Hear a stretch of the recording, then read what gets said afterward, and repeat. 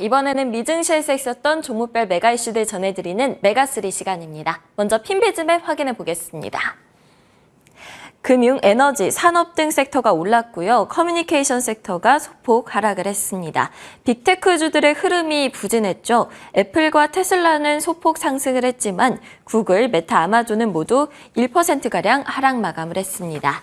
마이크론은 전날 장마감 후 실적을 발표했었는데요. 그 당시에는 급등을 했었는데 본장 마감 상황을 보시면 눈에 띄게 하락한 것을 확인할 수가 있습니다. 약 4%가량 급락을 했고요. 잠시 후에 관련해서 알아보도록 하겠습니다. 금융주들은 23개 은행의 스트레스 테스트 통과 소식에 전반적으로 상승하는 모습이었고요. 소비주 쪽으로 가보시면 나이키가 조금 전에 실적을 발표했습니다. 현재는 시간 외에 약 3%가량 하락하는 중입니다. 며칠 전에 오버스탁의 베드베스앤비욘드의 지적재산권 낙찰 소식에 급등했었는데요.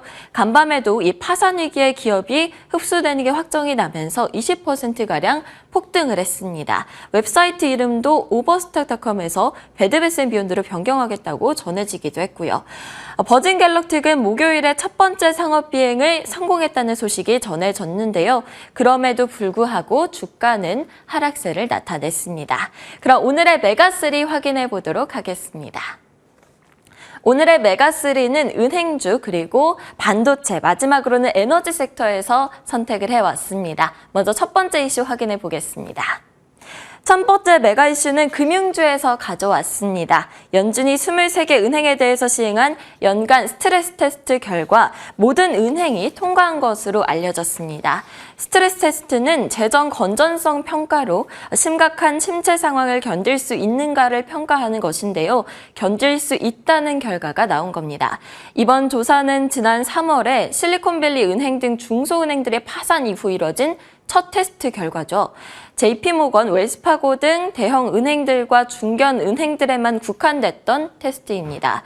지역 은행주들 중에서는 규모가 큰 US뱅크, 시티즌스, 트루이스트 등도 포함이 됐었고요. 금융섹터는 이 때문에 1.5%가량 올랐고 관련된 은행주들의 주가 역시 크게 상승하는 모습이었습니다.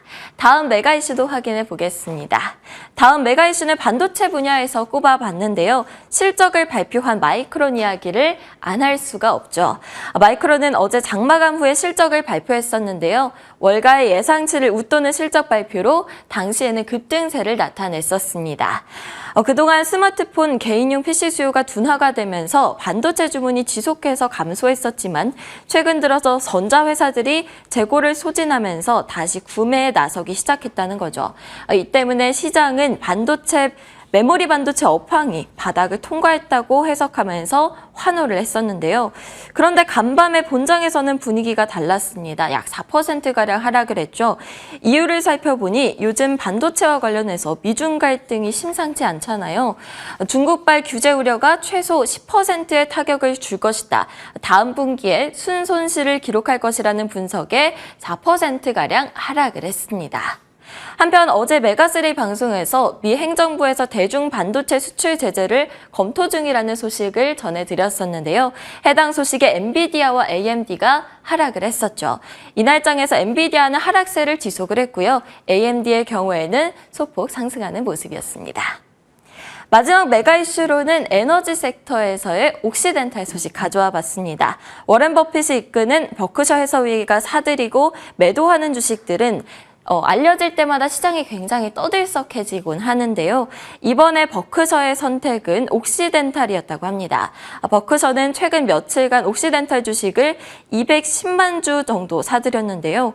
이로 인해서 보유한 주식 수가 총 2억 2,400만 주를 넘어섰고요. 지분은 25% 이상으로 늘어났다고 합니다. 워렌 버핏은 올해 들어서 옥시덴탈의 지분을 꾸준히 늘려왔는데요. 회사 경영권에는 관심이 없다고 언급하기도 했죠. 보유한 주식 평가액만 해도 전일 종가 기준으로 해서 약 129억 달러에 달한다고 하니까요. 어마어마합니다.